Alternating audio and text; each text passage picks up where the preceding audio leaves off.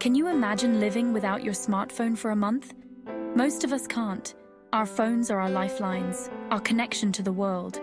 Our phones have become extensions of ourselves. They are the first thing we reach for in the morning and the last thing we see before bed. We rely on them for everything. From recipes to reminders, they are our personal assistants. Communication, information, entertainment, it's all there in the palm of our hand. We text, we call, we scroll through social media. But what if we took a break? What if we disconnected to reconnect with the world around us? What if we stepped away from the constant notifications and endless scrolling? Would we notice the little things we usually miss? That's exactly what I decided to do. I wanted to see what life would be like without the digital noise. I challenged myself to a 30-day digital detox. No smartphone, no social media, just me and the real world. No smartphone, just me and the real world. It was a chance to rediscover simple pleasures. It sounded daunting, even a little scary at first. The thought of missing out was overwhelming. Would I miss important calls? Would I be out of the loop with friends and family? Would I feel lost and disconnected? The fear of isolation was real. The fear was real. But so was a growing sense of curiosity. What would I find in the moments of stillness? What would I discover about myself and the world around me without my phone as a constant distraction? It was time to find out. Before diving into the challenge, I needed some ground rules. It was essential to create a framework that would guide my actions and keep me accountable.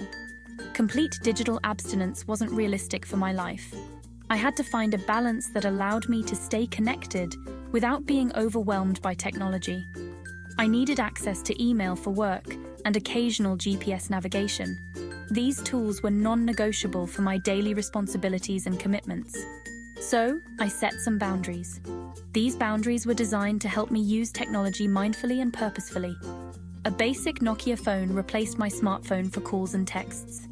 This simple device ensured I stayed reachable without the distractions of a smartphone. My laptop became my tool for checking emails twice a day, strictly during designated work hours. This limited my exposure to constant notifications and allowed me to focus better. Social media was completely off limits. I decided to cut out the noise and the endless scrolling that often consumed my time.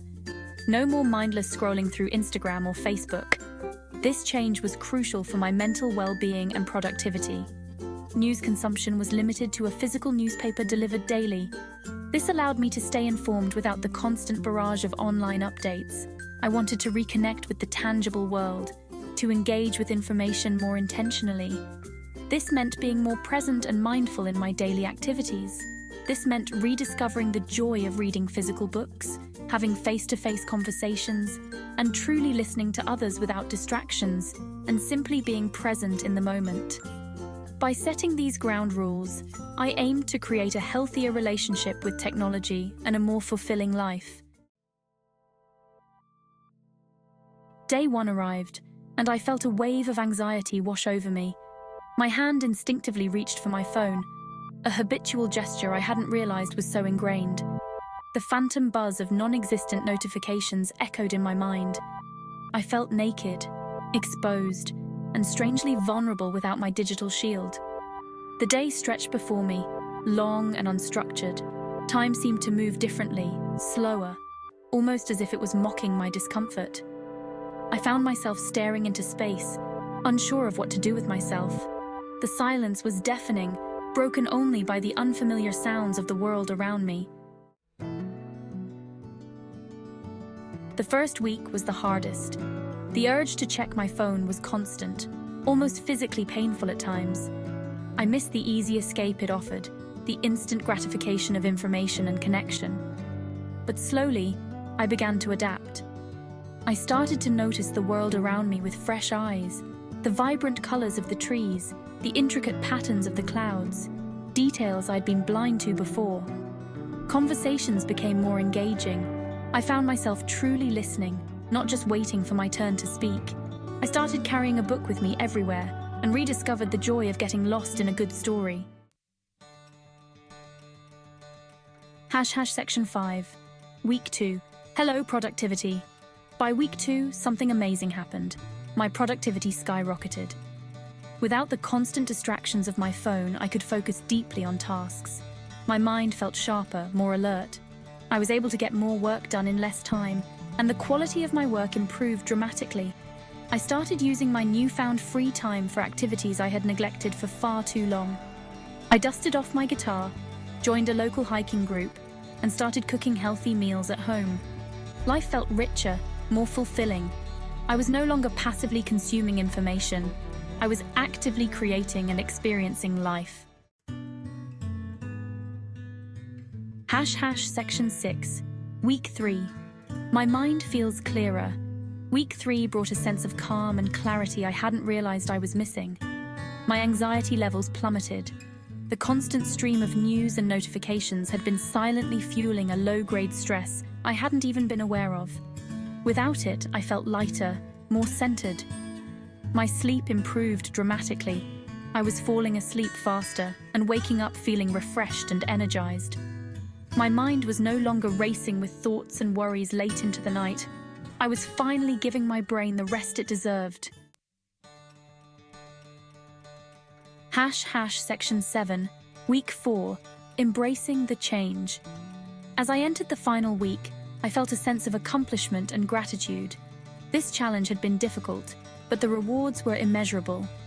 I had broken free from the clutches of my smartphone and reclaimed my time, my focus, and my peace of mind. The thought of returning to my old habits filled me with a sense of dread. I didn't want to go back to being tethered to my device, constantly bombarded with distractions. I had tasted freedom, and I was determined to hold on to it. Section 8, 30 days later, freedom and a challenge. 30 days. It flew by and felt like a lifetime all at once. Each day brought new challenges and unexpected joys. I won't lie, there were moments I wanted to quit. The urge to check my phone was overwhelming at times. But I persevered. And what did I learn? What insights did this journey bring? I learned that life without my smartphone is not only possible, it's infinitely richer and more rewarding. I found myself more present in each moment. I rediscovered the joy of deep focus, the ability to immerse myself in a task without constant distractions, the beauty of the present moment, the simple pleasure of watching a sunset without feeling the need to capture it on a screen, and the power of genuine human connection. Conversations became deeper, more meaningful. I challenge you to embark on your own digital detox. Start small. Take baby steps. Maybe it's just an hour a day, a brief respite from the digital noise. Maybe it's an entire weekend. Whatever you choose, make it intentional. I promise you won't regret it. The freedom you'll feel is unparalleled. You might just surprise yourself with what you discover. New passions, deeper relationships, and a renewed sense of self.